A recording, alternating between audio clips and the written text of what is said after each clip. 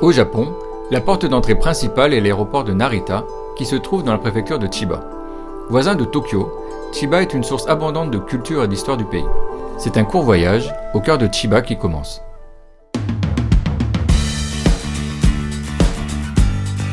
La prochaine étape, c'est du supboard. Supboard. Tu sais ce que c'est? Non, je connais pas du tout. Eh bien, moi non plus. Mais on va découvrir ça ensemble. Allez, c'est parti. C'est parti. On y va.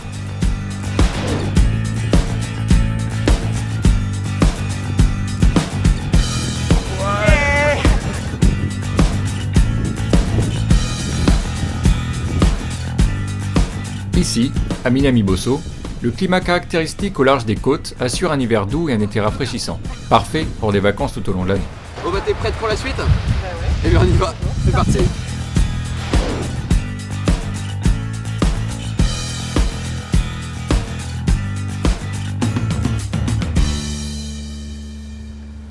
Donc là on va manger des inakazushi. Nakazushi, qu'est-ce que c'est? Ouais, ce sont des sushis de campagne japonais. Ok. Et leur particularité c'est qu'ils sont à peu près 3 fois plus grands que les sushis classiques. Bon, on est parti. Allez.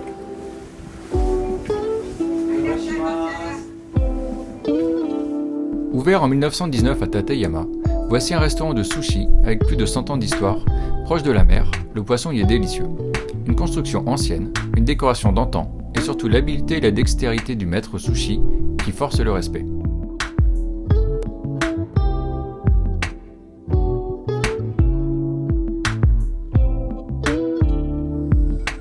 C'est bon. Ouais.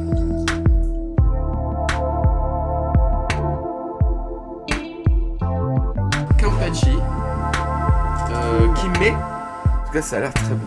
En fait, le wasabi, il le met directement entre le poisson et le riz. C'est très bon. Oishi desu. Totemo oishi.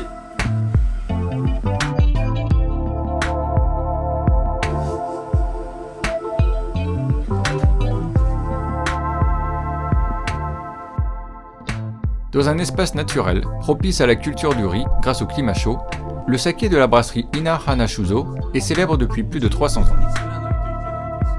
Quand ils mettent donc l'alcool qui n'est pas encore tout à fait terminé, hein, ici, et ils vont encore attendre entre 20 et 30 jours. Waouh, ça fait long, hein. Yonkai no step. Voilà, ils ont augmenté la quantité de riz et de bactéries en 4 étapes pour avoir un bon résultat. Kanpai. Kanpai.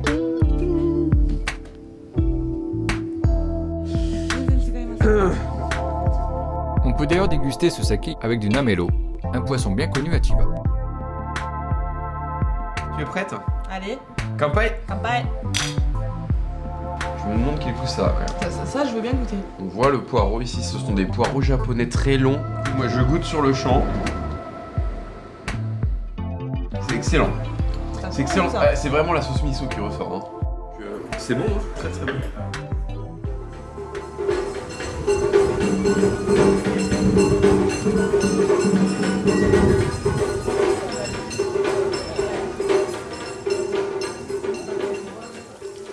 Bukeyashiki, les maisons qui ont vu vivre de vrais samouraïs. Elles sont conservées telles qu'elles étaient à l'époque.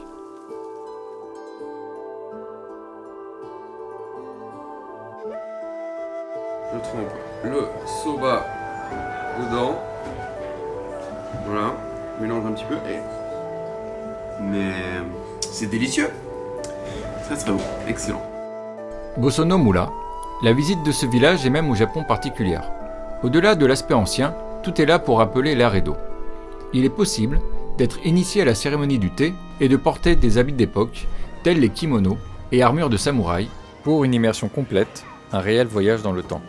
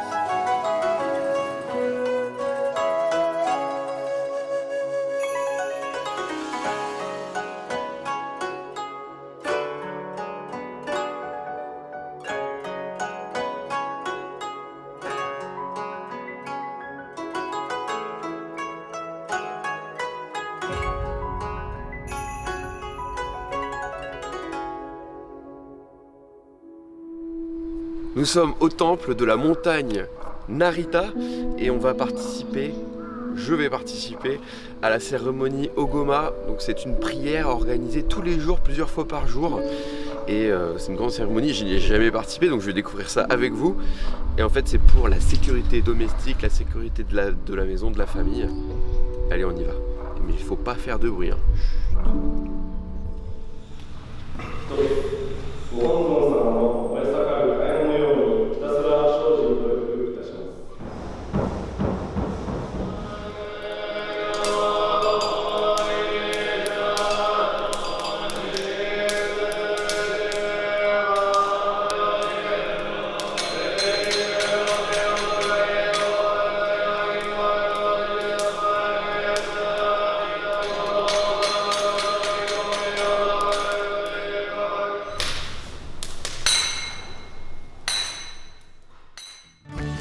Dans l'enceinte du temple, l'histoire et la culture du Japon se rencontrent pour ne laisser place qu'au traditionnel, une atmosphère solennelle, exempte de tout signe de modernité.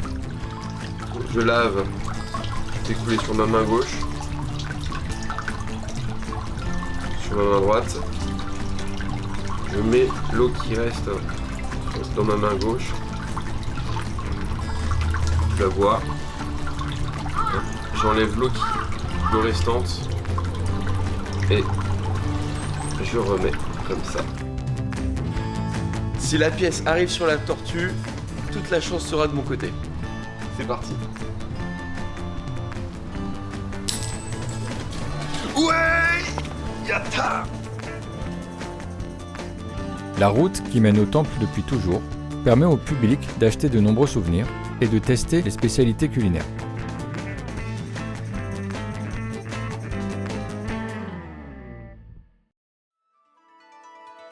Le Matsuri de Sawara est inscrit au patrimoine culturel du Japon ainsi qu'au patrimoine mondial de l'UNESCO.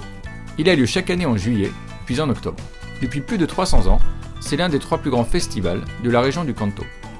On y érige des mikoshi, qui représentent des dieux pouvant aller jusqu'à 4 mètres de haut, frôlant le toit des maisons durant leur parade.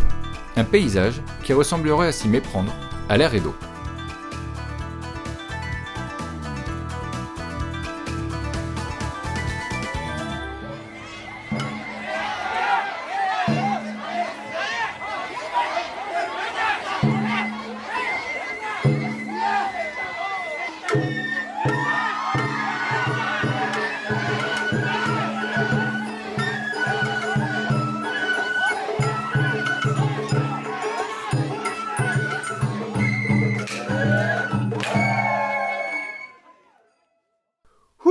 Eh bien dis donc, c'était intense.